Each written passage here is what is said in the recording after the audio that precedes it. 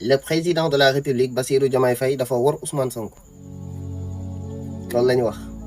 nee nañ président de la république Bassirou Diomaye Faye a trahi Ousmane Sonko loolu garaaw na de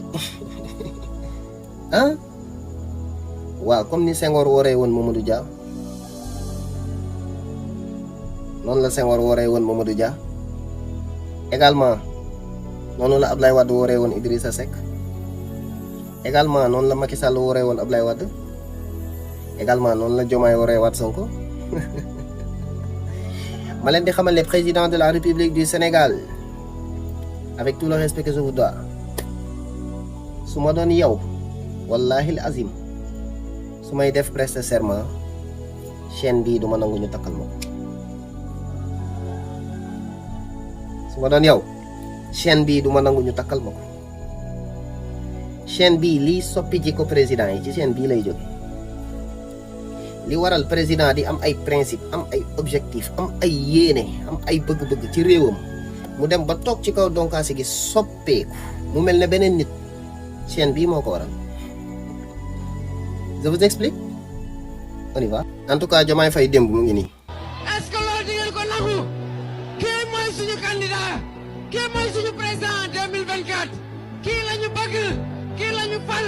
kii la ñu yor demul fenn. Diomaye Faye tey nag mu ngi nii ci réew mi saa fitna du fi naanete ñeex. ma ñëw ak yéen ci chaîne bi nag ki ko fi njëkk a takk mooy Léopold Sédar Senghor Léopold Sédar Senghor nag bi mu njëkk a takk bokkul ak bi ko tubaab yi jox Léopold Sédar Senghor bi mu njëkk a takk mu ngi ko jëlee ci benn village bu tudd Ngano mu dem fa ñu jël ko jox ko mu takk ko bi mu ko takkee tubaab yi ñoo jóge fële ak seen chaîne indil ko jox ko en 1961 chaîne bi nekkul woon sax prester serment bu mu def déedéet comme taxaw nii public bi taxaw ñu daal di ko koy takkal lonk ko déedéet benn studio bu ñu naan studio Harcourt foofu lañ ko dugal takkal ko chaîne bi photo ko comme initiation photo baa ngi nii nii la demee nii lañ ko takkalee Léopold Sédar Senghor Léopold Sédar Senghor ba mu demee ñu takkal ko Abdou Diouf dem takkal ko Laye Wade dem ñu takkal ko Macky Sall dem ñu takkal ko Diomaye lan moo waral chaîne bii di topp suñu président yi di dem lu ko waral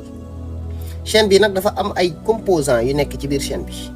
ma ñëw ki yéen ci composants yi benn par benn chaîne bi nag benn nit moomu ko chaîne bi république lëmm moo ko moom ñii sénégalais chaîne bi ñu bëri xamuñu ba léegi ni mu tudd chaîne baa ngi tudd le collier de l'ordre national chaîne bi turam mooy le collier de l'ordre national chaîne bi mi ngi composé 13 galons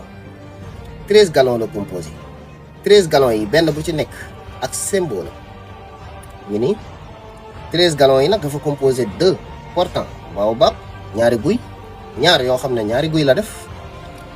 ak 3 yoo xam ne gaynde la def ak étoile am ñaar yoo xam ne plant d'arachide la ak 6 yoo xam ne mooy représentant de l'ordre national du lion lu tax mu nekk 13 mooy question bi nañ ko tegee ne ba fin bi ma expliqué leen lu tax mu nekk 13 wante nag dañoo gëmloo ne chaîne bi boo ko takkee honneur la ci ordre national yow yaay doxal yaay buumi loolu lañ la gëmloo ñu composé ko or chaîne bi li tax ñu composé ko or mbir la nañ ko tegee ne après dinañ ci expliquer ma xamal leen ne nag domaine bii nii mënuma cee xuus à 100% parce que c'est de l'état tey lépp loo ciy wax rek day doon d'une manière questionnelle donc je suis en train de poser des questions au lieu de révélation Sénégal laa nekk chaîne bi nag ñun créé wuñ ko dañ koo jéegaani ki créé chaîne bi mooy Napoléon Bonaparte moo créé chaîne bi ñun ñu ngi ko jéegaanee ci France ñoom ñu ngi ko tuddee le collier de la Légion d'honneur léegi nag chaîne bi composé ay or yi mu composé est-ce que ma ñëw ci question yi est-ce que la tax ñu composé ko or bokkul ak li tax ñiy tere jullit bi or waa chaîne bi lu tax mu am 13 galons waa est-ce que bokkul ak 13 juifs yi nga xam ne ñoom ñooy diriger monde bi te dëkk ci 2 tours jumelles yu nekk Amérique waa léegi chiffre 13 boobu noonu est-ce que composé wul 13 colonies yi nga xam ne nii franc-maçonnerie yi ñoo ko détaché participer ko ci nouvel ordre mondial damay laajte rek waa étoile bi ci chaîne bi est-ce que du étoile bi damay laajte de wóoruma waa chaîne bi boo ko takkee est-ce que doo dox ci ordre ñii damay laajte de waa lan mooy réalité état damay laajte lu tax réalité état daal mooy yow boo nekkee opposant doo ko xam wante boo demee ba toog ci siège bi tax ñu ne la lii mooy réalité état waral nga changer soppi jiko naan réalité état kon réalité état mooy lan mooy réalité état expliquer leen ñu lan mooy réalité état s'il vous plaît waa réalité état est-ce que du système inconnu est-ce que du système bu am ñu mu jox loxo plus particulièrement waa nouvel ordre mondial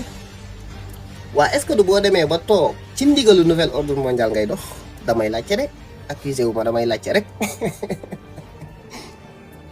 ah léegi pourquoi boo nekkee révolutionnaire doo jubóog gouvernement